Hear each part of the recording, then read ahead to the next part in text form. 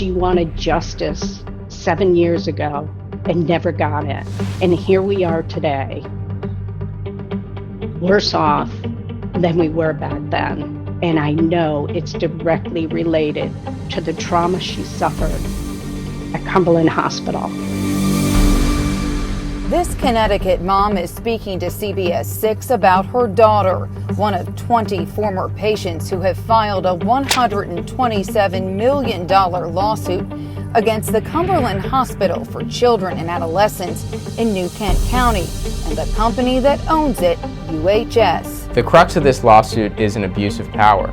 It's an abuse of position, it's an abuse of your medical license, and it's an abuse of children, both physical and sexual. And that starts at the top. Attorneys say that would be the hospital's former medical director, who 12 of the plaintiffs are accusing of sexual assault. CBS 6 first reported back in February that the Virginia State Police were investigating allegations against Dr. Daniel Davidow, who had been at the Cumberland Hospital since 1996. He has since left the hospital. Now the lawsuit filed in Richmond Circuit Court further details the accusations and the time frame. We have allegations in our complaint that go as far back as 2008. The accusers are all former female patients, some as young as 12 when they allege the abuse happened. Each one tells a similar story, claiming that Davidow would take them to a private room and tell them he was going to check for their femoral pulse, which is located on the inside of the thigh. The suit alleges the doctor would then, quote, place his hand beneath the minor patient's undergarments and sexually abuse the minor patient by intentionally touching the minor patient's intimate parts. Dr. Davidow wasn't taking the femoral pulse of male patients.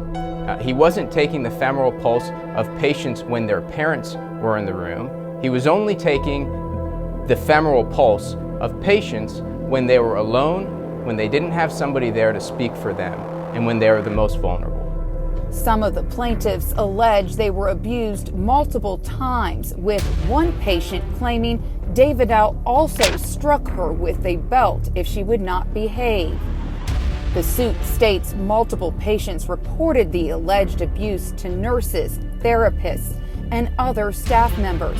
So, quote, the defendants knew or should have known defendant Davidow was sexually abusing female patients on a week-to-week basis, but did not report the sexual abuse to the appropriate authorities on every occasion. We hope the message is not to turn a blind eye. We hope the message is where there's smoke, there's fire. And if there are children crying out for help repeatedly over years, maybe we should band together to do something about it. As he says, should have happened for the patient with the initials MJM, who was under Davidow's care in 2012. Her mother says she was admitted to Cumberland Hospital at 13 years old for an eating disorder and suicidal behavior, and discharged a broken child. He checked her pulse in her private area, is what she had told us. As a parent, hearing those words from your daughter about someone you trusted, try to describe what that feels like.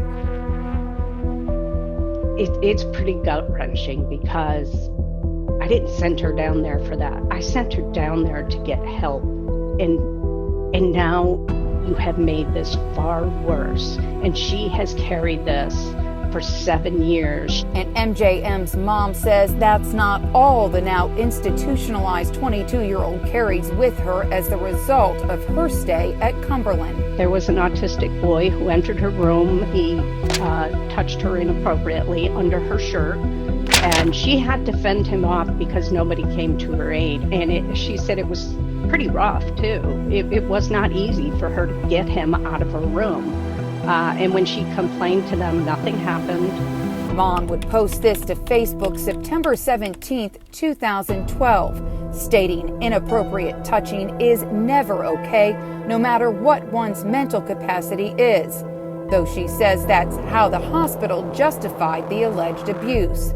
The lawsuit claims MJM would be sexually abused again by the same resident, and she was also the victim of physical abuse, along with multiple other children as young as 9 who claimed they too were victims at the hands of other patients and staff, like psychotherapist Herschel Mickey Hardin, indicted in February on charges that he sexually abused a former female patient. It wasn't just sexual assault with Mickey Hardin. It was physical assault, it was physical abuse, and it was poor decision making. The lawsuit alleges Hardin physically battered male patient HGB by smacking him across the face with an open palm, causing him to fall on the floor and be injured. The boy was just 11 years old at the time. That same patient also alleges he was once told by a nurse, quote, "It will be fine," after he reported being sexually abused in his room by an older resident. There's nothing that can replace that innocence in a child.